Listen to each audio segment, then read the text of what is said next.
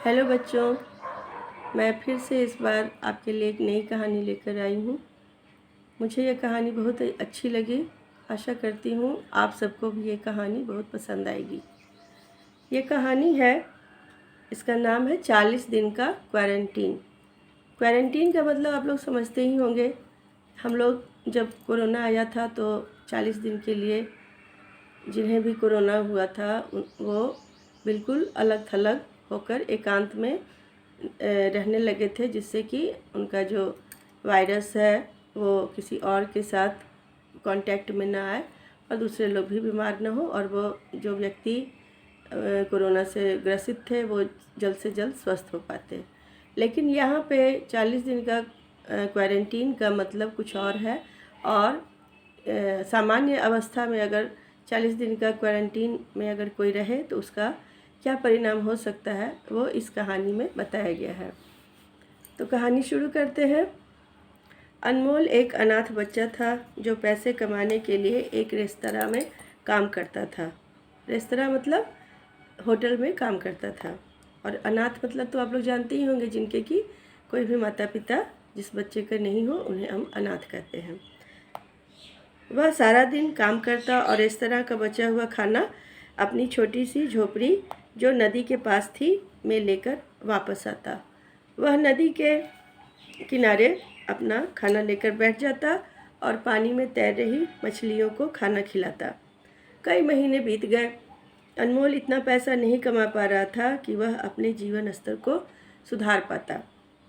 वह सोचता रहता कि किस तरह से वह थोड़ा और पैसा कमा सकता है, जिससे कि वह बरसात के दिनों के लिए कुछ पैसे जमा कर ले। एक दिन गांव के पास से एक अजनबी गुजरा। उसने उसी रेस्तरां में लंच किया जिसमें अनमोल काम करता था। उस अजनबी को देखकर लग रहा था कि वह एक अमीर इंसान है। अनमोल ने उसको खाना परोसा और वह अजनबी उससे बातें करने लगा। हेलो, मेरा नाम दीपक है, उस अजनबी ने कहा। आप यहाँ किस काम के लिए से आए हैं? अनमोल ने कहा। इस गांव में कुछ भी खास नहीं है और हमें बहुत मुश्किल से ही यहाँ पर कोई पर्यटक दिखता है। पर्यटक मतलब जो अपने मन बहलाने के लिए घूमने आता हो। दीपक ने कहा, मैं एक सफल व्यापारी हूँ और मुझे अपने व्यापार में सहायता करने के लिए एक सहायक की आवश्यकता है। अपने सहायक के लिए मेरे नियम कानून बहुत ही साधारण है। मुझे एक युवा और एक्टिव लड़के की ज़रूरत है। उसे शुरुआती 40 दिनों तक कोई काम नहीं करना होगा, बल्कि इस दौरान उसे अच्छा खाना दिया जाएगा और उसकी ठीक तरह से देखभाल भी की जाएगी। लेकिन उसके बाद उसे केवल 2 घंटों के लिए काम करना होगा, जिसके लिए मैं उसे एडवांस में सोने का एक सिक्का दूंगा। 9 और सिक्के मैं उसे काम पूरा हो जाने के बाद दूंगा। मुझे एक ऐसे व्यक्ति की तलाश है जिस पर मैं भरोसा कर सकूं और जो मेरी शर्तों पर काम करने के लिए तैयार हो। इसलिए मैं अगले कुछ दिनों तक यहाँ पर रहूँगा। उस गांव में अधिकतर ऐसे लोग रहते थे जो अपने काम से छुट्टी पाए जाने की अवस्था में थे और उन्हें अपने गुजारे के लिए मिलने वाली पेंशन पर निर्भर रहना पड़ता था।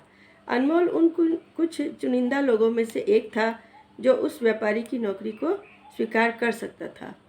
दीपक के चले जाने के बाद अनमोल ने सोचा, अगर मुझे सोने के 10 सिक्के मिल जाते हैं तो मैं उनसे यहाँ पर प्रॉपर्टी खरीद सकता हूँ। शायद इस तरह मैं एक बेहतर जीवन जी सकूँ। अगले दिन अनमोल दीपक से मिला और बोला, सर, मैं आपके लिए काम करना चाहूँगा। यह जानकर दीपक खुश हुआ और वह अनमोल को अपने साथ शहर ले आया। उसने उसे रहने के लिए एक अच्छा सा कमरा दिया और उससे कहा कि वह 40 दिनों तक उसका पूरा ख्याल रखेगा। लेकिन अनमोल को उसके बिना कहीं बाहर जाने की इजाज़त नहीं होगी। उसे बाहरी दुनिया से पूरी तरह से अलग थलग रहना होगा। दीपक ने ठीक कहा था। अनमोल को वहाँ पर रोज़ अच्छा खाना मिलता, उसे शहर की नई नई जगहों पर जाने को भी मिलता। लेकिन दीपक हमेशा उसके साथ रहता। अनमोल को ऐसा लगता जैसे वह शानदार छुट्टियाँ बिता रहा है। जब 40 दिनों का समय पूरा हो गया तो दीपक ने कहा, 2 घंटे का काम पूरा हो जाने के बाद कल तुम वापस अपने घर जा सकते हो। यह रहा तुम्हारा एक सोने का सिक्का, बाकी के सिक्के मैं तुम्हें कल काम खत्म होने के बाद दूंगा। अगली सुबह दीपक और अनमोल घने जंगल की यात्रा करने के लिए तैयार हो गए। दीपक ने अपने साथ एक बहुत बड़ा सा चमड़े का थैला भी ले लिया। जल्दी ही वे दोनों सीधी ढलान वाली पहाड़ी पर पहुंच गए, जो एक सीधी चट्टान पर जाकर समाप्त होती थी और जिसके नीचे से एक नदी बह रही थी। दीपक ने चलना बंद कर दिया।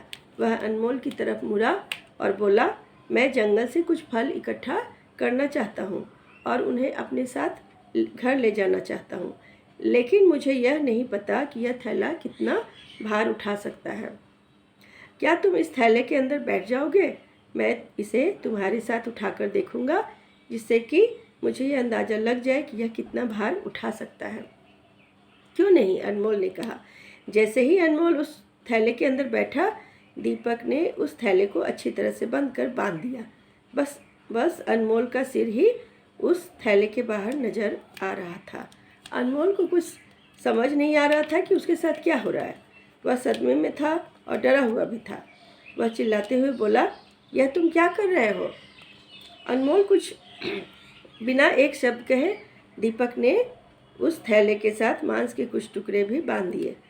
कुछ पलों के बाद एक बड़ी चील वहां पर आई और उस थैले को मांस के साथ पहाड़ी की चोटी पर ले उड़ी।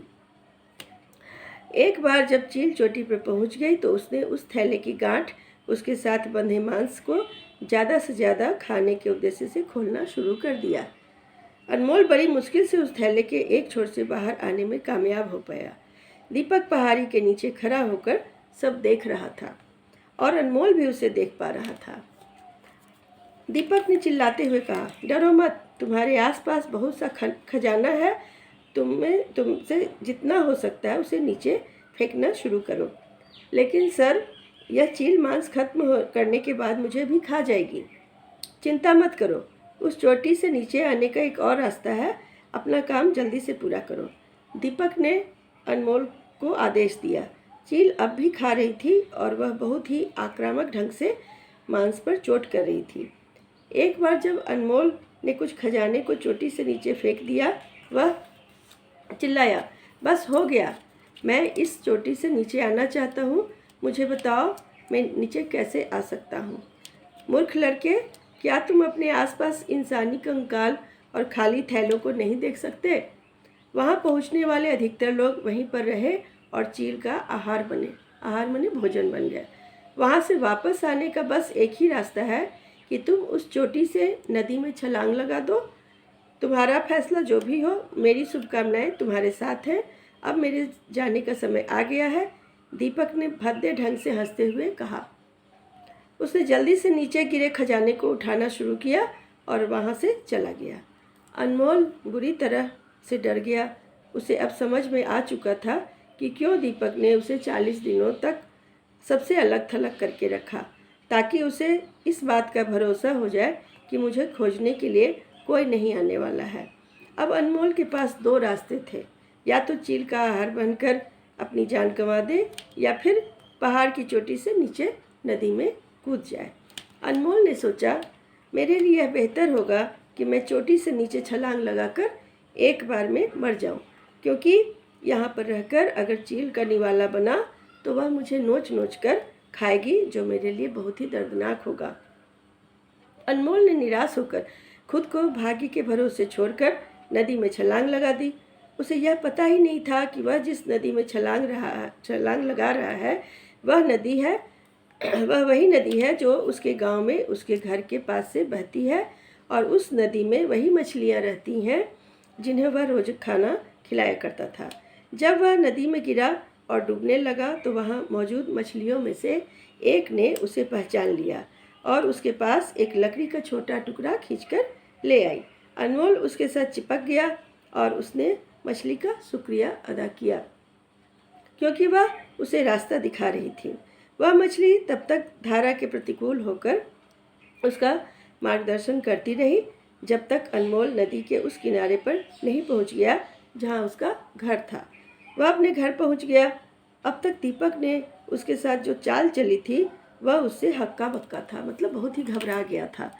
कुछ दिनों के बाद अनमोल ने सुना कि दीपक उसके पास के गांव में फिर से एक नए शिकार की तलाश में आ रहा है।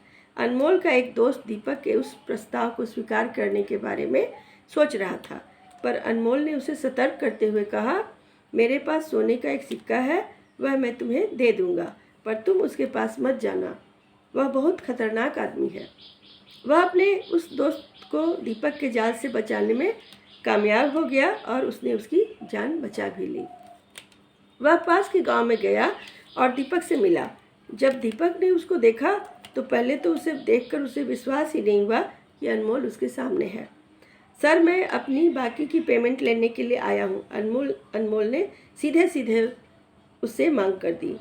पर लेकिन तुम चोटी से नीचे कैसे आए?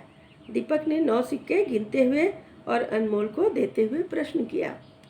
उस चील ने मुझे एक जगह पर गिराया और वहाँ से चली गई। जहाँ मुझे गिराया था उससे कुछ दूरी पर मुझे एक सुरंग मिली। वह सुरंग मुझे उस चोटी से नीचे तक ले आई। सर, वहाँ पर अभी बहुत सारे खजाने अभी और भी बाकी हैं। आप खुद वहाँ पर जा सकते हैं और जो चाहे वहाँ से ले सकते हैं, क्योंकि जब बात सबसे बहुमूल्य खजाने को पहचानने की है तो उसके बारे में मुझसे ज़्यादा समझ आपको है। लेकिन उसके लिए आपको अपने थैले पर और भी ज़्यादा मांस चील को ज़्यादा देर तक खाने में व्यस्त रखने के लिए लगाना होगा। दीपक उसके बारे में सोचने लगा और उसने तय किया कि वह खुद पहाड़ की चोटी पर जाएगा। उसने अनमोल से पूछा, क्या तुम मेरे साथ आओगे? मैं तुम्हें इसके लिए पैसे दूंगा। बेशक, मैं आपके साथ आऊँगा, लेकिन उसके लिए मुझे और पैसे की ज़रूरत नहीं है। ये 10 सोने के सिक्के मेरे लिए बहुत है। मैं जहाँ हूँ वहीं पर संतुष्ट हूँ, अनमोल ने कहा। अगली सुबह दीपक और अनमोल जंगल में गए। जब वे पहाड़ पर पहुँचे तो दीपक थैले में बैठ गया। एक बड़ी सी चील उसे लेकर उड़ गई और पहाड़ की चोटी पर पहुँच गई। एक बार जब दीपक वहाँ पहुँच गया तो वह यह देखकर हैरान रह गया कि सूरज की रोशनी में बहुत सारे कीमती गहने, जेवर और बहुत सारे रत्न वहाँ पड़े हुए हैं। उसे समझ में नहीं आ रहा था कि वह कौन सा रत्न को उठाए और कौन सा छोड़ दे। मैं यहाँ से बहुत से कीमती रत्न को, जेवर, गहने को मैं फेंकता हूँ। प्लीज़ तुम सब इकट्ठा कर लो और संभाल कर रख लो, उसने वहाँ से चिल्लाकर अनमोल से कहा, जो नीचे खड़ा था। दीपक तब तक रत्नों को वहाँ से फेंकता रहा जब तक चील थैले पे लगे हुए मांस को खाने में व्यस्त रही और उसकी ओर नहीं बढ़ी। जब वह उसकी ओर बढ़ी तो उसने अनमोल को आवाज़ लगाई, अनमोल, मुझे बताओ कैसे बचना है? सर, वहाँ से बचने का बस एक ही रास्ता है कि आप पहाड़ की चोटी से नीचे नदी में छलांग लगा दें। आपका जो भी फैसला हो उसमें मेरी शुभकामनाएं आपके साथ हैं। अब मेरे जाने का समय हो गया है, अनमोल ने कहा और उन रत्नों को इकट्ठा करने का काम पूरा किया और वहाँ से चला गया। दीपक ने नदी में छलांग लगा दी। पानी में मछलियों ने उसे नहीं पहचाना, क्योंकि उसने कभी उसे खाना दिया ही नहीं था। वहाँ पर उसकी मदद करने वाला कोई नहीं था। वह नदी में डूब गया। तो इस तरह से बच्चों, जिस तरह से दीपक ने उसके साथ, अनमोल के साथ विश्वासघात किया, उसका परिणाम उसे स्वयं ही भुगतना पड़ा। और अनमोल तो एक बहुत ही दयालु प्रवृत्ति का लड़का था, इसलिए वो तो बच गया अपने दया के कारण। लेकिन ये बहुत ही, दीपक जो था बहुत ही क्रूर के तरह का इंसान था, इसलिए ना इसने कभी किसी की मदद की थी और ना इसकी किसी ने मदद की, और इस तरह उसे अपने किए हुए कर्मों की सज़ा मिल गई। इसलिए हमें कभी भी अपने फ़ायदे के लिए किसी का फ़ायदा नहीं उठाना चाहिए और उसके जीवन से नहीं खेलना चाहिए। तो कहानी कैसी लगी? आप इसे अगर अच्छी लगी हो तो लाइक करें, शेयर करें और सब्सक्राइब करें। कहानी सुनने के लिए बहुत बहुत आप सबका धन्यवाद।